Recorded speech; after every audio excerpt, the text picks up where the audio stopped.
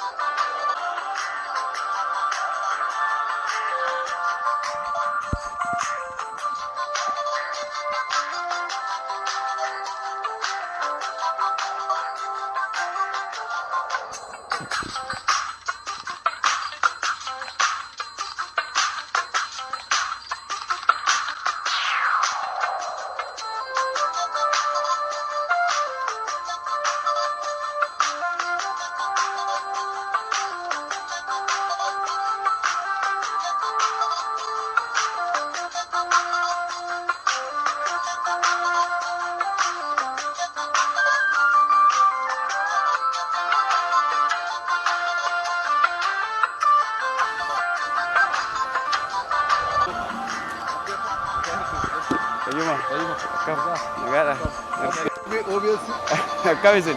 Akkam kun? Nagaa? Nagaa mi? Ajaa'iba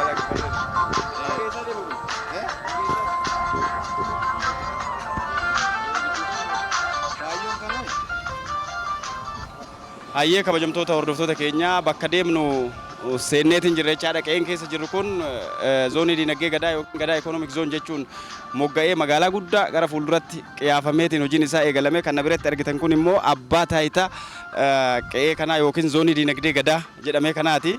Obbo Mootummaa mee kaayoo hundeeffamaa fi sababa iddoon kun filatameef irraa haasofna.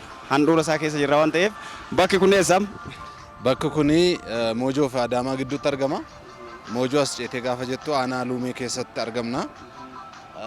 Naannoon kun kaayyoo filatame keessaa bakka jalqaba hojiin itti jalqabeedha jechuudha.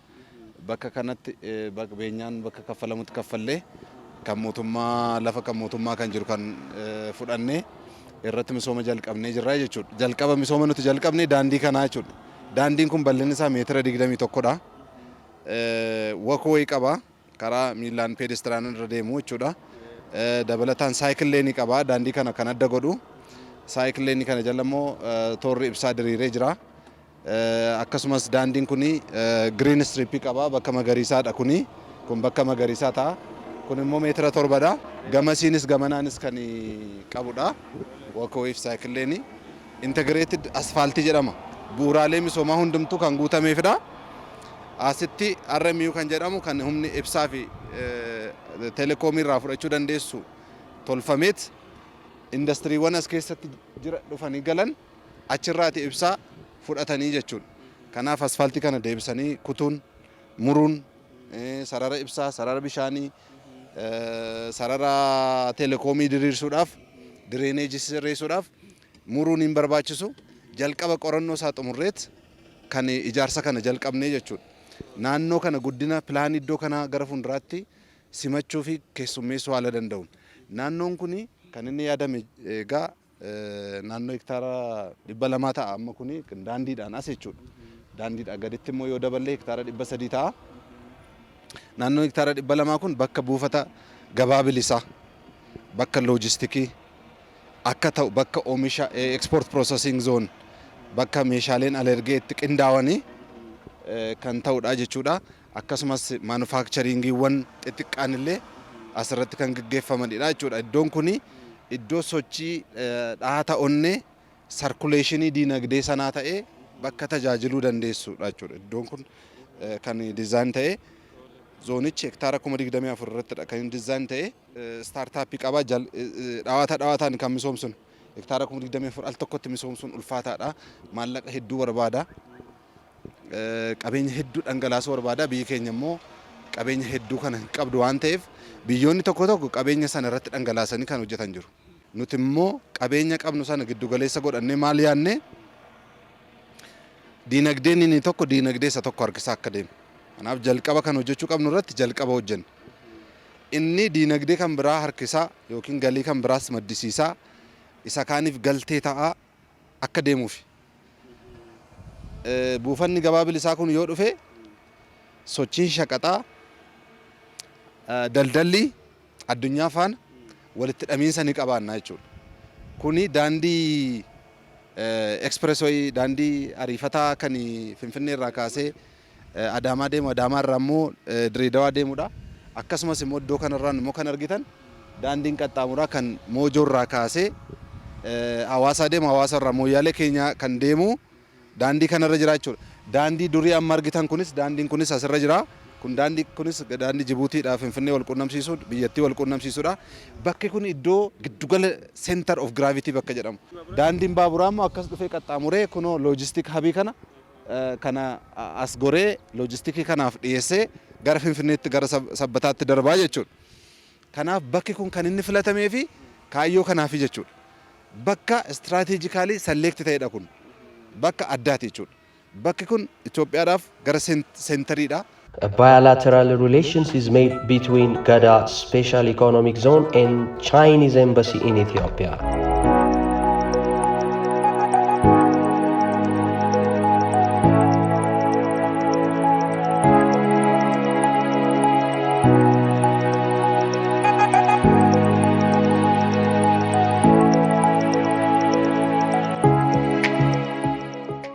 Giddugala shaqaxa socho'u gara kibbaatti, gara bahaatti, gara kaabaatti, gara lixaatti booddee immoo biyyoota kaan faanas wal quunnamsiisuudhaaf haala mijatuun loojistikii as keessatti diriirfamuuf immoo maltimoodaal loojistik kan konkolaattota gurguddoo kanaan fayyadamtee kan shaqaxa sochoostu jira.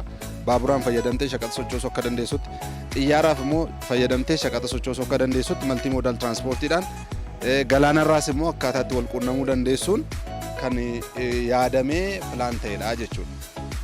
Ayyee jireenyaaf wanni yaadame jira moo iddoo daldalaa qofa? Mana jireenyaa naannoo hektaara 5,000tti siqu kan inni qabu. Industirii hektaara 5,000tti kan siqu kan inni qabu. Akkasumas immoo tajaajiloota adda addaa, tajaajila fayyaa, tajaajila barnoota sadarkaa isaa eeggate as keessa jiraachuu qaba. Maaliif manni jireenyaa haa dhufu yoo jenne namni tajaajila barbaada. Tajaajila barbaacha namni hin dhufa waan ta'eef namni Finfinnee irraallee dippiloomaatonni, abbootiin qabeenyaa, namoonni immoo jireenyaaf as jiraachuu barbaadan hojiidhaaf, sochiidhaaf yookiin immoo diinagdee as keessa jiru faana walitti hidhamuu hin danda'a kan jedhan jireenyaaf bakka kana filachaa deemu. Indastiriin gaafas dhufu namatu indastirii keessa hojjeta jechuudha. Amma honaatti kan baratame indastiriin gaafa dhufu namoota industirii kana keessaa ba'anii gara magaalaatti sochoosuudha. Ganama feetee fiddaa, galgala feetee baasta jechuudha. Akkasatu hin taane asuma naannoo kanatti manni jireenyaa integrated haala ta'een, haala ammayyaawaa ta'een kan dizaayin ta'ee kan ispeeshaalii isa jechisiisallee wantoota kana of keessatti qabachuusaadha. Industirii qofa dallaa tokko keessatti industirii qofa osoo hin taane industirii qabaa, loojistikii qabaa, gabaa bilisaa qaba, bakka mana jireenyaa qaba, tajaajila hawaasummaa qaba. Hawaataan gara maalitti deema jechuudha? Gara magaalaatti deema jechuudha.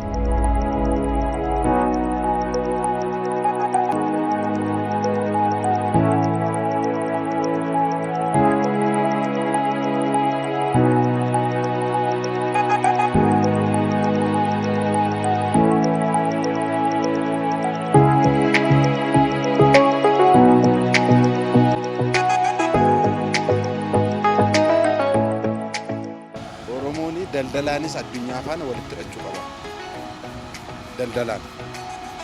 Daldalli yookiin gabaan murteessaadha addunyaa irratti.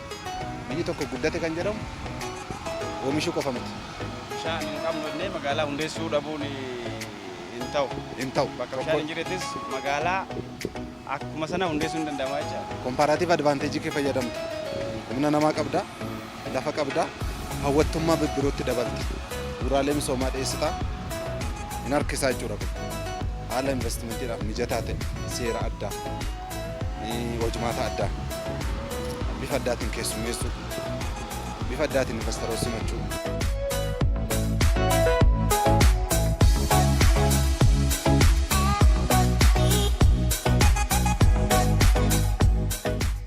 Daandiin kuni daandii beeskorsii afameedha. Amma immoo gara asfaaltiin itti afamaa jiruun sin geessa. Jalqabbii bareedaa irratti hojjaa. Eeyyee. Asfaaltii afur jalqabdan. Asfaaltii afur jalqabneerra. Ameerikatti karaan hafi kun irraan illee magaalaa gadaa kana jala jira. Eeyyee. Asinillee kun kaampiidha. Kaampii ijaarsa kanaati. Kunis akkasuma naannoo loojistikiidhaaf bakka oolu jechuudha. Asfaaltii afur kun jalqabameera. Eeyyee.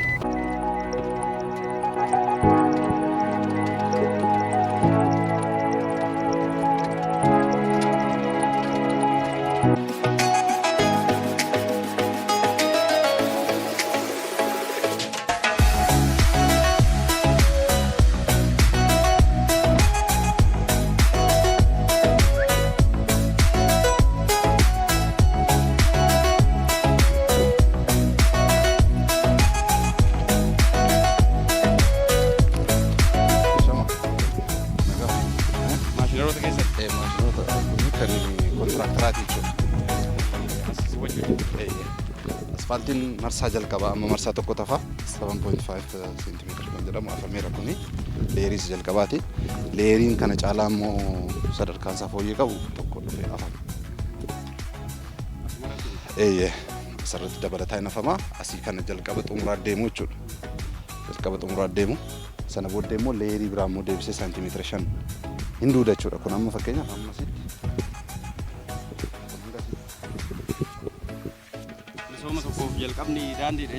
daandiin infrastructurein murteessaadha. Bu'uuraalee misoomaa qofa osoo hin taane yuutilitiin fakkeenyaaf yuutilitii gaafa jennu ibsaa, bishaan barbaachisoodha. Akkasumas immoo drainage systemiin waste treatment systemiin kan keessa jarreen kun jiraannaan ibsaa fi bishaan dhiyeenyatti argannaan. Amma bishaan gaafa jennu gaa waa'ee bishaanis lakkaasneerra. Waaqni bishaanii bifa gargaraadhaan sii kenna. Tokko rooba bishaan roobaa sii kenna. Tokko immoo bishaan lafa jalaa sii kenna jechuudha. Kaan immoo galaana qaba. Kaan immoo haroowwan qaba. Waan qabdu sanatti itti dhimma ba'uu qabda. Amma fakkeenyaaf Itoophiyaa is the water tower of Africa jedhama. Fakkeenyaaf bishaan lafa jalaatiin parsantii 70-75 ol kan ta'u Oromiyaa keessatti argama. Underground waters. Kana jechuun qabeenya boba'aa cimaa jechuudha. Fuutee ittiin qotuu dandeessa jechuudha. Baastee ittiin qotuu dandeessa. Tajaajila garagaraadhaaf fayyadamuu dandeessa. Guddina magaalaaf itti fayyadamuu dandeessa. Kuduraaf muduraa oomishuu dandeessa. Alergee gochuu dandeessa jechuudha. Bishaan roobaallee ni qabna. Bishaan surface water bishaan lagaa jechuudha. Bokkaanis rooba. Innis kun mataan isaa iyyuu biyyoonni baay'een waggaa keessatti kan guyyaa tokko yookiin guyyaa lama duwwaa roobu jira. Kan hin roobnes jira. Yoo roobee even sanaaf waan qophii hin qabneef bokkaan irra waan jedhameef lolaadhaan yeroo isaan miidhaman argita biyyoota tokko tokko jechuudha. Amma wanta qabeenya qabdu san humna nama keessattuu nama kan hojjetu nama kan biyya tokko jijjiiru nama namni yaada qaroomee ilaalcha jijjiirame yoo qabaate kallattii misoomaa sirriirra yoo qabate biyyi tokko qaroomuu danda'a guddachuu danda'a seenaa guddaa galmeessisuu dandeessa hundee qaroominaatti deebi'uu dandeessa jechuudha. Kanaafuu amma maal yaadne jalqaba daldaladha. Shaqanni oomishuu qofaa osoo hin taane shaqanni yoo oomishamillee eessatti daldalta? Eenyu faana daldalta? Hariiroo daldalaa maalii uummatte? Sirna maalii uummatte? Kan jedhu murteessaadha. Amma biyya keenyatti yoo ilaalte sirni daldalaa keenya rakkisaadha. Namni tokko dhufee asii biyya kana waa bitachuudhaaf dhufee daldala oolee galuuf buufanni xiyyaaraa jira. Buufata xiyyaaraa addunyaa irratti dorgomaa ta'e qabna. Kaargoolee sochoosuu kan danda'u namallee paasenjariillee sochoosuu kan danda'u. Garuu rakkoon jiru maali? Sirna daldalaa keenyaadha. Sirna maallaqaa keenya jiraachuu qabaachuudha. Haala mijataa uumuu. Sirna viizaatti kennitu. Haala mijataa uumuu. Ammayyeessuu. Salphaa gochuu. Akkasumas fakkeenya bakka hawwata tuurizimii qabdu irratti tuuristoota baay'ee hawwatte galii baay'ee irraa argachuu dandeessa. Fakkeenyaaf muummichi ministeeraa keenya amma iddoo baay'eedha kan isaan misoomsaa jiran. Jarreen sana gabaa faana wal quunnamsiisnee jennaan galii guddaa irraa argatta. Namni gaafa dhufu gabaa dhufe jechuudha. Tuuristoonni gaafa dhufan gabaa dhufe jechuudha. Hoteelonni itti daldalatanii, loojistiikii, tiraanspoortii tajaajila kennanii, dargaggoonni baay'een karaa kallattiidhaanis al kallattiin illee keessatti hirmaachuu danda'u jechuudha. Amma daandii erga xumurtanii maaltu ta'an tartiibni nama isin qabataniin daandii booda maal mijeessuu fi achi booda maal mijeessitaniit booddee hojiitti gala? Daandii duukaa bishaan, elektirikii, telekoomii galchuudha. Sana galchitee erga qopheessitee booddee lafti kun roolaandii irraa gara sarviis laandiitti jijjiirame jechuudha. Itti aansee maaltu ta'a? Misoomsitoota yookiin investoroota barbaadudha. Kun misoomuu qaba jechuudha. Kaayyoo barbaadame pilaanii diizaayinii taa'e sanaan gara misoomaatti ce'uu danda'uudha qaba. Sun immoo maal barbaachisaa? Investara jechuudha. Amma kaapitaala hedduu qabaachuu dhiisuu dandeessa. Kaapitaalichi immoo akkamittiin akkas dhufu immoo irratti hojjechuu qabda jechuudha. Kana qopheessiteetta, poolisii imaammata gaarii qopheessiteetta, bu'uuraa gaarii qopheessiteetta, keessummeessa gaarii qopheessiteetta, simannaa gaarii qopheessiteetta, hojmaata badaa balleessiteetta yoo ta'e immediately amma immoo investoroota kaayyoo kanaaf galma sii ga'uu danda'an dhufanii asitti hojjetanii ofiis irraa fayyadamaa bakka kanas misoomsuu danda'an barbaaduudha. Isa kanas itti jirra. Investoroota baay'ee simannee galmeessinee dorgomsiisaa jirra. Promooshinii baay'ee osoo hin hojjetin baay'een dhufaa jira. Amma lafa nuti qopheessine caalaadha fedhiin kan dhufaaru. Lafa amma nuti qabnu kana caalaa iddoo biraallee ilaaluu dandeessaa. Sana caalaadha fedhiin dhufaa jiru.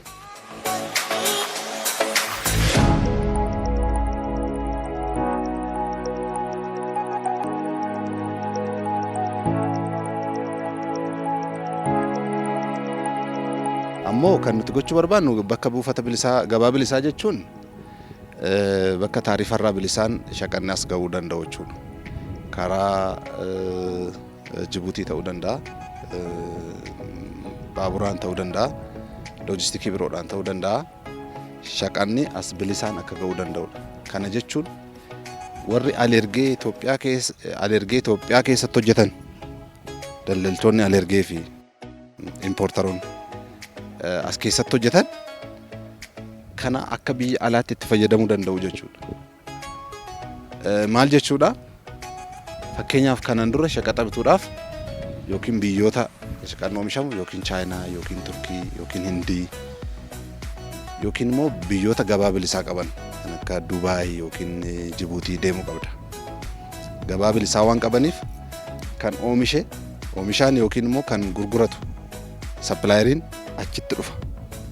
So achirraa hidhattee ilaaltee waan na bittu sana waan gabaa biyya keessaatti barbaadamu sana LC banatteet LC ke processii erga fixxee booddee kanatti alaa galchitu. amma garuu isuma kanatu ala ta'a jechuudha.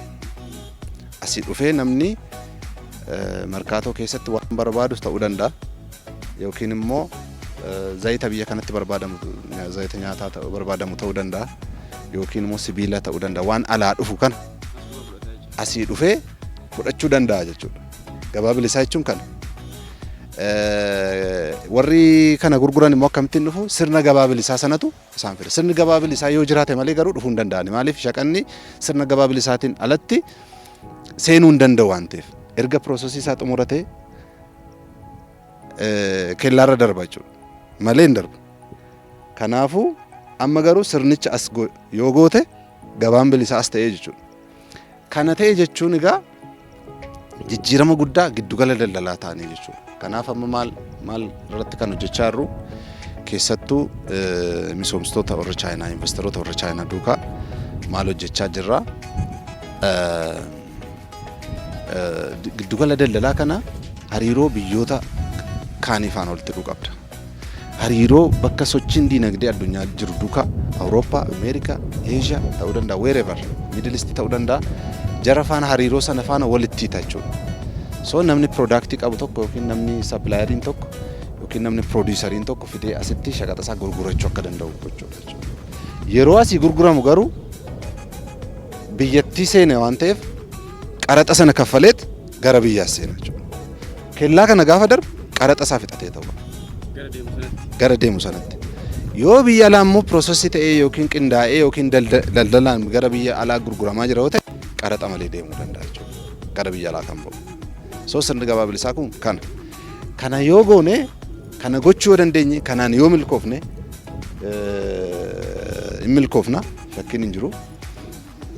Kanaan yoo milkoofne amma kanaan dura shaqaxa alatti kan oomishaa ture keessattuu biyya gatiin leebarii gatiin bishaanii gatiin ibsaa ol ka'aa ta'e keessatti warri oomishan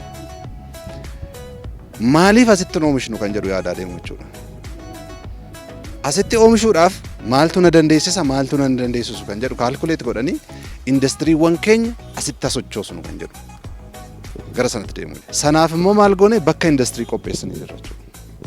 Bakkeen indastirii karaadhaa olis kan argitu kan amma kiiloomeetira 4 ol kan deemu bakka indastirii immoo diizaayin ta'ee hariiroo inni buufata daldalaa duukaa manneen jireenyaa duukaa giddugala daldalaa duukaa koomershaal eeriyaa qabaachuu danda'u integreeshinii isaa kana eegee kaapitaal siitii duukaas magaalaa guddittii Finfinnee duukaas fi buufatoota daldalaa kaan faana loojistikii faana haala mijataa ta'uu danda'uun harmoonii isaa eegee integreeshinii isaa eegee diizaayin ta'ee lafa jira waan ta'eef bakka misoomsuu barbaadde indastirii oomishuu barbaadde koottu jettan jechuudha. Gaafsan indastirii isaa gaafa inni fidu teknooloojii fidee dhufa, kaapitaala fidee dhufa, carraa hojii fidee dhufa jechuudha. Namnis gara kan jireenyaaf iskiil leebariin namoonni abbootiin qabeenyaa gara kana jiraachuudhaaf filatamaa akka ta'uuf immoo rikreeshinaal eeriyaa bakka bashannanaa hotel tajaajila gara garaa kan inni itti argachuu danda'u san bakka kanatti mijaawaa gootee qopheessuudha qabda jechuudha. So maaltu maal harkisa jechuudha tokko harkisa tokko immoo tokko harkisa tokko harkisa puuliin faaktar tokko harkisee puuliin faakteriidhaan misoomsina jenneeti. Osoo maallaqa qabaanne maallaqa kana irratti dhangalaasnee ammuma yoo hojjenne bu'aa qabeessummaan isaa nuuf gala waan ta'eef maallaqa irratti dhangalaasuu dandeenya ture. Garuu maallaqa waan hin qabneef maallaqa hanga qabnu bu'uuraalee misoomaa haala mijeessaa hanga qabnuun hanga kaaznaa mootummaa keessaa qabnuun maallaqa hanga argachuu qabaachuu dandeenyuun bu'uuraalee misoomaa mijeessaa investoroota sana hawwachaa deemnaa jechuudha. Kanaaf hojiin itti aanu akkas lakaaste investoroota yookiin developperoota misoomsitoota barbaaduudha. Keessattuu amma kan yaadaa jirru fulbaana keessa Road and Belt Initiative kan jedhamu Chaayinaan sirna daldalaa neetworkii daldalaa karaa galaanaas karaa lafoos karaa xiyyaaras kan tolchaa jirtu Road and Belt Initiative kan jedhamudha. Kun sistema isaaniiti kun. So sistema sanarraa fayyadamuu qabda jechuudha. Sistema kan biroorraas fayyadamuu qabda. Carraawwan jiranirraa walitti hidhamuu qabda jechuudha. Walitti hidhamne taanaan qaroominni sirraa goree jechuudha. Guddinni sirraa goree jechuudha. Hawwattummaan industirii transferiin industrial revolutioniin sirraa fagaachaa sirraa hin tura jechuudha. Yoo ofitti hiite garuu yoo ofitti harkisuu dandeesse yoo hawwachuu dandeesse garuu inni sun si faana guddina faana biyyi kun biyya qaroomte biyya guddatte tokko ijaaruu dandeenya kan jedhu.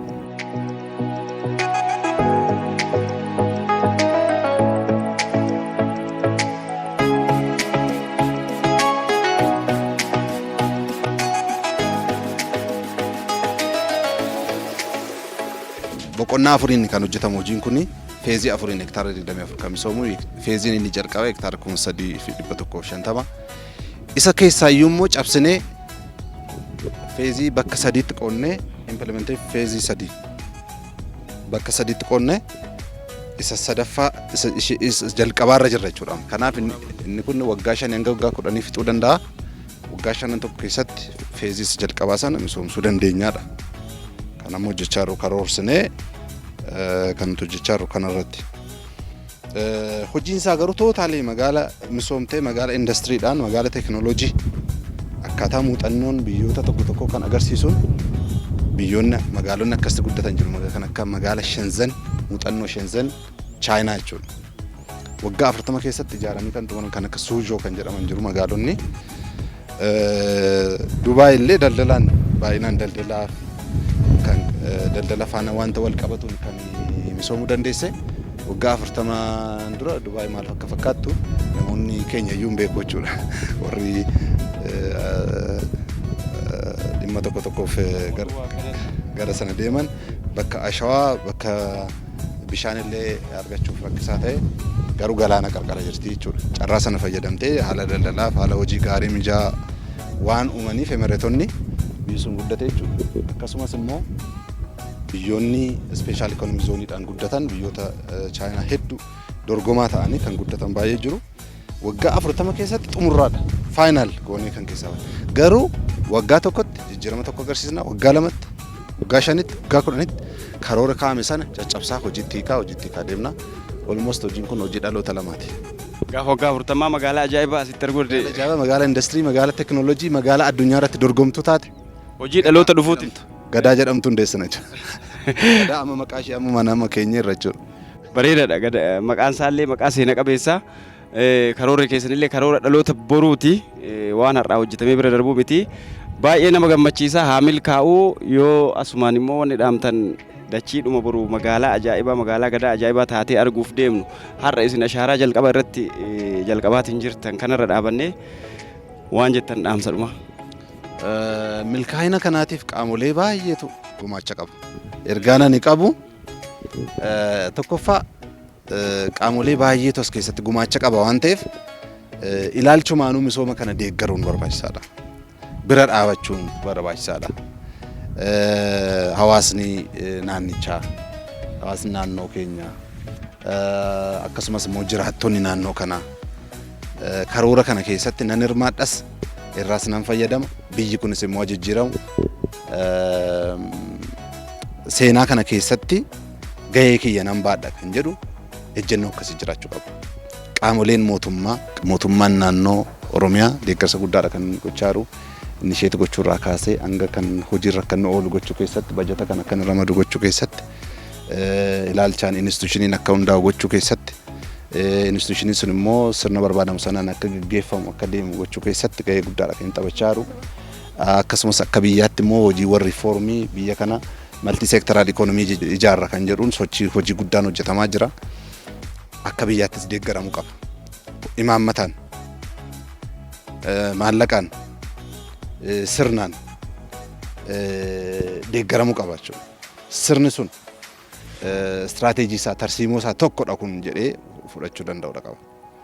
Achirraa deeggaramuu qaba kan jedhu kan qabnu investoroonni immoo as keessatti immoo gahee qabaniin akka dur baramee lafaa xaranii kaa'uu qofa osoo hin taane abbootiin qabeenyaa keenyas bifa kamiin hirmaachuu dandeenya.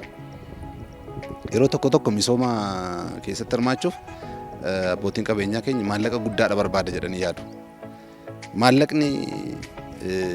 Maallaqa qofaa miti yaada murteessaan jalqaba. Yaada as keessatti maalin misoomsa akkamitti nan hojjedha kan jedhu. Maallaqni baankii iyyuu jira bara. Baankii irraa fuutee illee fayyadamuu hin dandeessa jechuudha.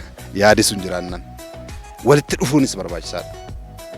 Namni tokko hojjechuu kan hin dandeenye namni lama, nama sadi, nama afur, nama shan ta'ee akkamittiin hojjechuu dandeenya? Maaliif misoomni biyya tokko keessatti gaggeeffamu hawaasicha, daldaltoota, qaamolee taphattoota achi keessatti hirmaachisuu qaba.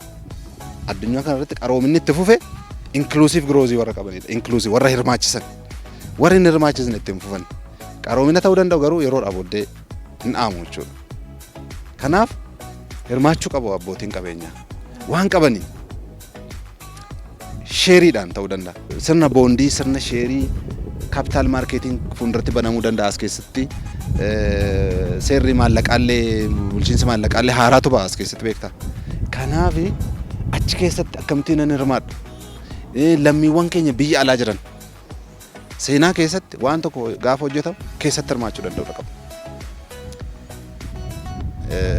Yeroo kitaaba tokko yoo dubbisnu waa'ee misooma Shenzhen gaafa jedhamu 1978 keessatti gaafa jalqabamu Shenzhen rakkina maallaqaatti isaan mudate. Itti seenanii hin jalqabanii addunyaan yeroo sana Chaayinaa baay'ee hin beeku. Chaayinaan closed door policy keessa turte. Investoroonni akka isaan barbaadanitti dhufuu hin dandeenye, kaapitaalli akka barbaadamutti dhufuu hin dandeenye. Lammiileen Chaayinaa garuu ciccimoodha waan ta'aniif warri biyya alaa jiran sheeriidhaan kaapitaal maarkeetiin achumatti baname baay'isooyin. Innoveeshiniidhaaf karaa banaa deema misoomni akkasii. Dargaggoota impaawarii godhu. Akka isaan fageessanii yaadan, akka isaan keessatti hirmaatan godha jechuudha. Kanaaf kaapitaal maarkeetii sana keessatti hirmaataniitu warri Chaayinaa misooma Shenzhen sana itti ariifachiisanii har'a Shenzhen magaalaa uummanni miiliyoonni baay'ee keessa jiraatu magaalaa teekinooloojiiti jechuudha.